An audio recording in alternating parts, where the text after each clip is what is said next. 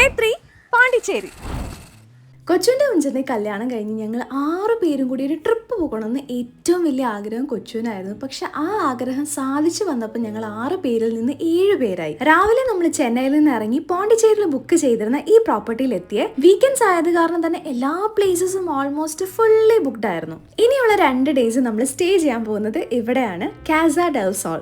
ഫോട്ടോസിൽ കണ്ട പോലെ തന്നെ നല്ല ഭംഗിയുള്ള ഈസ്തറ്റിക് വൈബുള്ള ഒരു വില്ല. ഹോട്ടൽസും റിസോർട്ട്സും ഇഷ്ടംപോലെ പോണ്ടിച്ചേരിയിൽ ഉണ്ടായിട്ടും ഈ ഒരു പ്രോപ്പർട്ടി നമ്മൾ ചൂസ് ചെയ്യാനായിട്ട് 2-3 റീസൺസ് ഉണ്ട്. ഒന്ന്, ഇവിടെ ഞങ്ങൾ മാത്രമേ ഉള്ളൂ, വേറെ ആരുമില്ല. 2, കിച്ചൺ ഉണ്ട്.